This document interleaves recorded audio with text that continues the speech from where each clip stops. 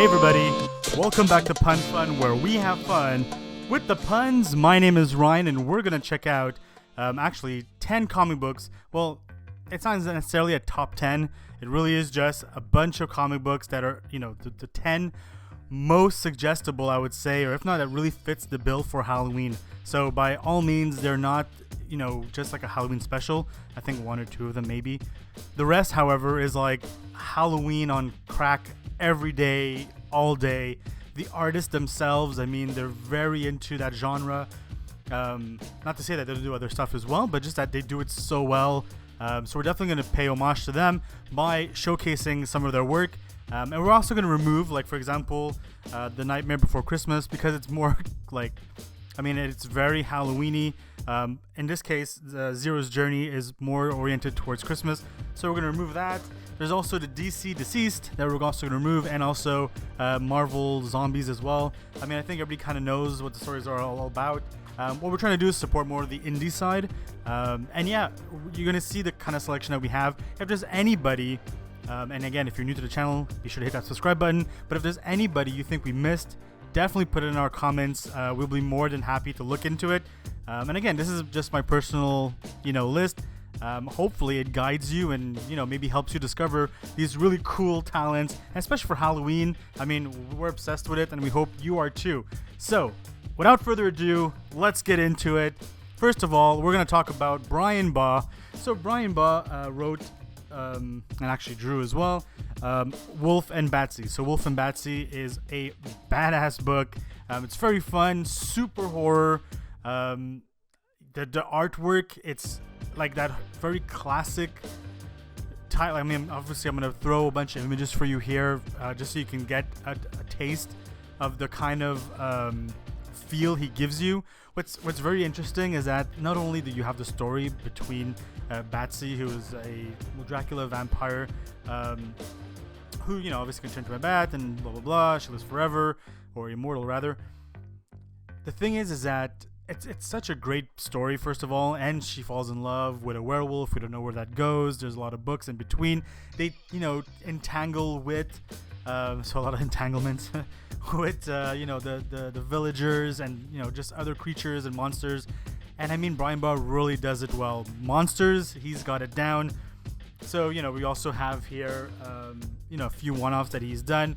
He's actually currently doing an Indiegogo with Aftershock, I believe, Altershock. So you can definitely check that out. I think you can still order them, where he's doing his 1 and issue 2, and obviously the rest will come along. So yeah, all that being said as well, he does these little ads in the back, or actually throughout the book, where you can find these trinkets and kind of like these. For $3 you can get, the X-ray goggles and all that, but it's very like horror oriented. So for example, the monkey paw and all that for like a dime. That's just an example, but it's funny. It's so well done. You definitely want to check that out. Let's go on to our number 2. So our number 2 here, we have Zombies versus Cheerleaders. So we spoke about this book before while we had Bill McKay on our show. So I'll link that video on our, somewhere around me.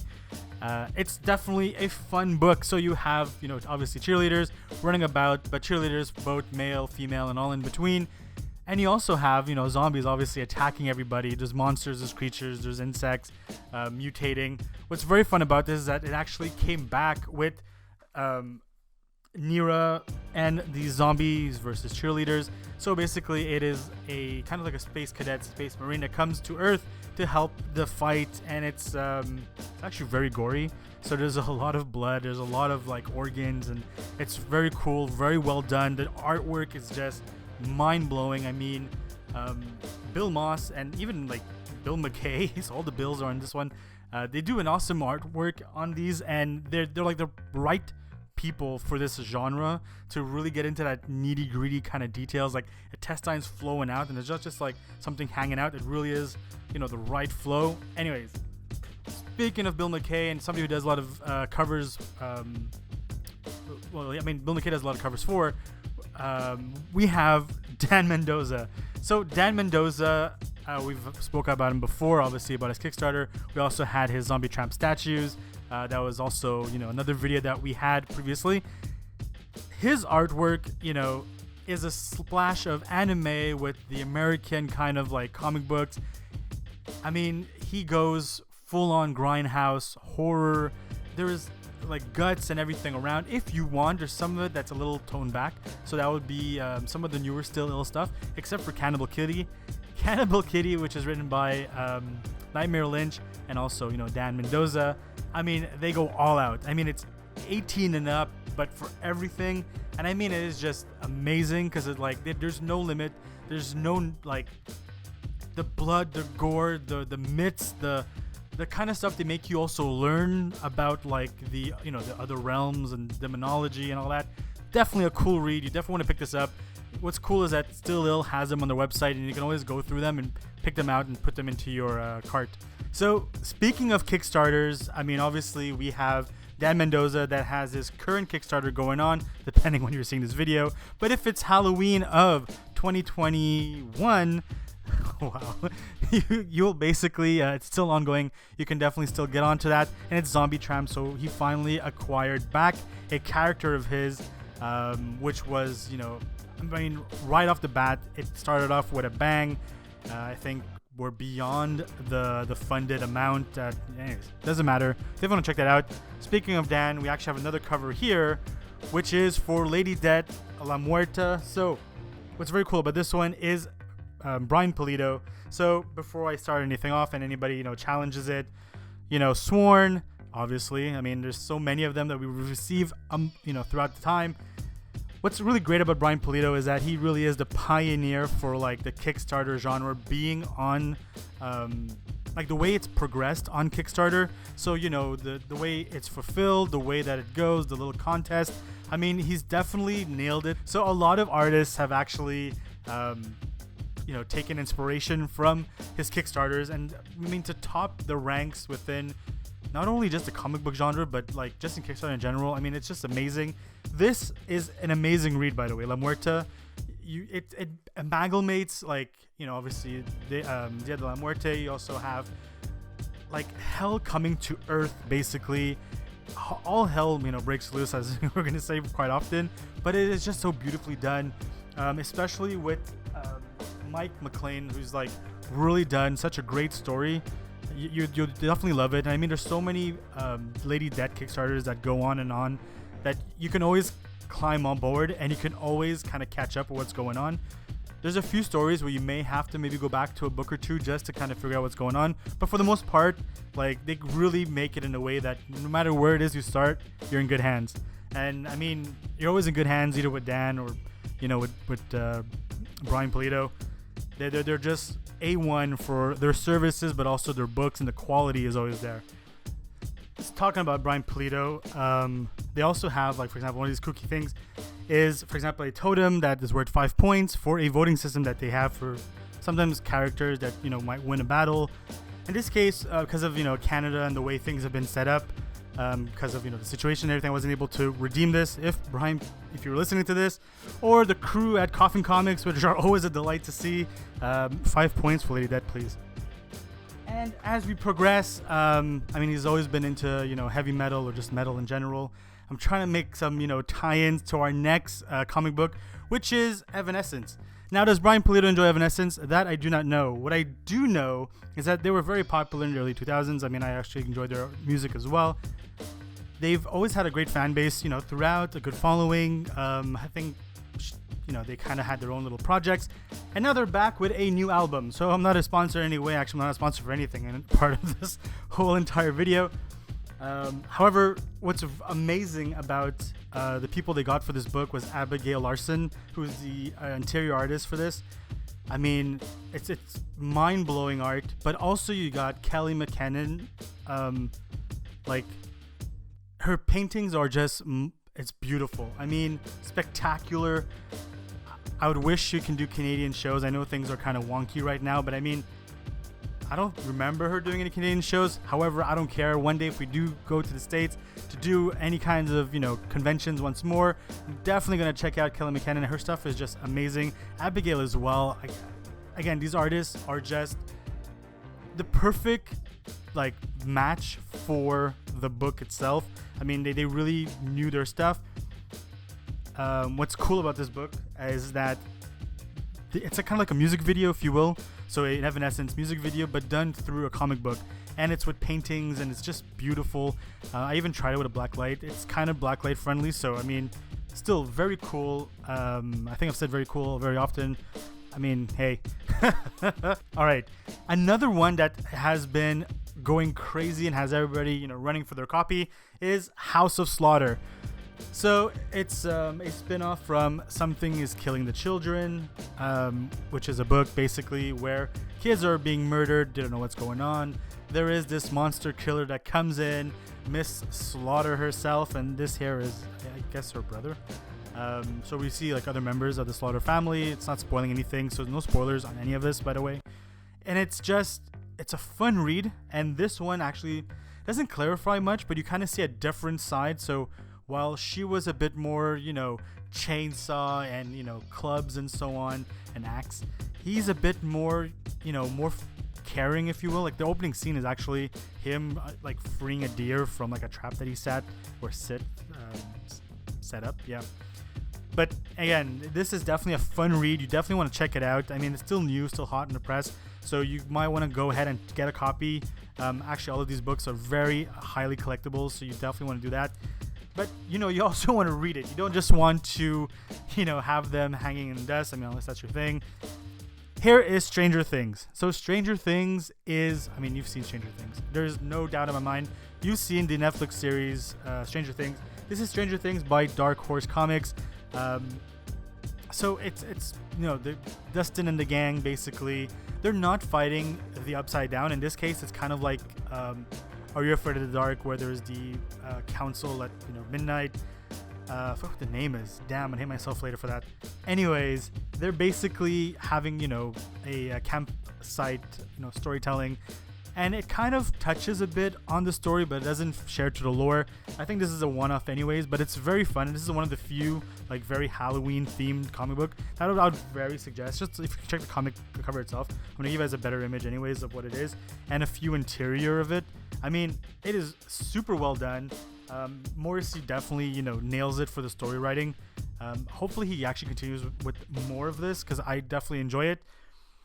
And speaking of stuff that you've known and stuff being greenlit onto the big screen, we have Spawn. So the Todd father himself, so Todd McFarlane, we have Spawn. I mean, obviously we're talking about Hell and Earth, and you also have King Spawn, which is a more recent comic that's coming out with the Spawn universe. I mean, it's just a fun read. It's always a fun read. I guess all these are always going to be fun reads. But the artwork, it never fails. It's exactly what you think. From the first comic to now, the quality has always been consistent. I mean, there's a reason why these are sought-after books. Todd knows what he's doing. So you definitely want to get on that. And especially for Halloween, it is the best time. We hope that we're getting the movie at some point. I mean, yeah, man. Jamie Foxx, if you're listening, you want to be on the show, let me know. But I mean, yeah, man. If you have any information, hey, send it our way. Speaking of Spawn, there's actually a comic book here by Marcelo Trom. Rest in peace. His work is just, I've always been a fan of his. And this here is Infinite Punishment, sort of Shadow of War. It's very similar to Spawn in the sense that the kind of orientation and where they're going. However, she kind of has her powers beforehand. So it's kind of the same, Born in Hell, or in this case, he was given the powers from Hell, but going against it and fighting for, the good of, mankind and their own beliefs and, I guess their values. But it's such a fun read, and the details are just so well done. It reminds me a bit of of Bruce Timm, but at the same time very Flintstone-y, and I don't mean that in any way as a bad way. Like, I grew up on this kind of cartoons, so the line work has just always been beautiful. So shout out to you, Marcelo Trum. We'll definitely do something later on just to highlight a bit more of your work. We're also going to talk about Sweet Paprika, so by Mirka Andolfo. So I have here still in my poly bag. I mean, I might open it one day, maybe to have her actually do a sketch on it if ever I get to meet her. I mean, she was at Fan Expo a while ago, so hopefully she does make it again later on when things, get a little better for everyone, because it will get better, people. Anyways, I mean, I jinxed it right there. Anyways, that all being said, there is the Sweet Paprika, and there is also the Hot Paprika. So I did have to use Google to translate this, and it's really cool actually. You put your phone over it and it translates the Italian to English. I mean, there is the English one, by the way, by Image Comics, which is already translated for you. However, it's in little segments. This here is actually the full volume one, and the hot one actually is non-censored. Everything is as the artist wanted it to be to begin with. But yeah, I mean, kudos on technology, man. Like, for us now to be able to read it, I don't have to learn a language. I mean, you do get to pick up a few words as you go along, but yeah, you're talking about demonology. You have angels and you have, obviously demons. So the angels are one race. You also have the demons, or devils, that are another race. However, they can have interracial relationships, I guess. And in this case, that's exactly what happens. A powerful CEO, so Paprika, actually falls in love. Well, we don't know. There's actually a lot of like hijinks, and it's very funny. It's hilarious. It's definitely a comedy, kind of like the ones that we're talking about for Dan as well. It's a lot of pop culture thrown in, and a lot of references to things that so it's definitely a fun read. Highly suggested. You definitely want to check them out. And we have, maybe not the last one, but we have Tales of Emerald Marauder. So this here is by David Miller. I don't know if a lot of you are familiar with David Miller, but his work is just phenomenal. The line work, his ink work, penciling, beautiful. This here is kind of like a Conan the Barbarian meets like zombies. Well, not really zombies, but just like death, and like there's gore, and it's perfect for Halloween. Very horror oriented. I would highly suggest it, big time. You definitely want to hit him up. And lastly, we will not forget a few honorable mentions. So, and I know some of these comic books may not be super Halloween-y, like the Spawn and kind of like the Sweet Paprika. It's more because we talk of angels and demons that we kind of oriented towards that. However, Sweet Paprika does have like actual like straight up like demonology in it, so you definitely want to like check that out. But yeah, I mean, you can read that all year long. To make your Halloween just a bit sweeter, these artists are like your go-to, and that's why we're going to mention these ones. So for example, we have Beast Note by Kat Moz. So I mean, the artwork inside, so it's more of a sketchbook, art book, sorry. So it's Monster Girl art book. I think there is actually going to be a book that's going to come out maybe later on. If there's any information, or if Kat Moz, you're actually seeing this, maybe you can put the information below or send it our way, and we can definitely, inform our people about it. But yeah, I mean, it's just beautiful. There's an amalgamation of like anything that's sea creatures to like, airborne, and it's just well done. The art has always been beautiful. I've collected a few of her sketch cards, and I mean, yeah, A+ on my side. All right, guys, and lastly, it could be, the last person. It could have been the first person. The quality and the art never changed in amongst all of this. But anyways, for our best for last, we have Sweeney Boo. So Sweeney Boo here. So this is Tales of Autumn, which came out last year. It's a sketchbook or a collection of artworks, basically. There's a lot of her upcoming book, which is Tales of Autumn, in here, and it's beautifully done. I've always enjoyed Sweeney Boo's work. The line work, and I mean, even at shows, it's just great to see the kind of imaginations that she has. It's like as if Halloween was always turned on 24/7. It's just beautiful. I mean, she also drew for Chillers for Marvel. She also drew for Sabrina the Teenage Witch. Always like, anyways, I mean, this goes for all the artists that I've mentioned, and like really all of you guys, if you guys are watching, obviously, is one, we would love to have you on the show, and I mean, I will reach out. If not, we've had reached out, and we have you already planned to be on our show, which we can't wait to have you on. And yeah. Second of all, is that your art is just amazing, especially for Halloween. It's so well done. It's not too niche. Anybody can pick up any of these books and at any time, I guess, and still enjoy the whole genre. But it just makes it all the more special during Halloween. All right, guys. So I hope you enjoyed this episode. As always, if you enjoyed this episode, please be sure to hit that like button. If you want to subscribe, we highly suggest it. This way you stay in tune when we have new artists or new content out for you. That's also when you hit that bell.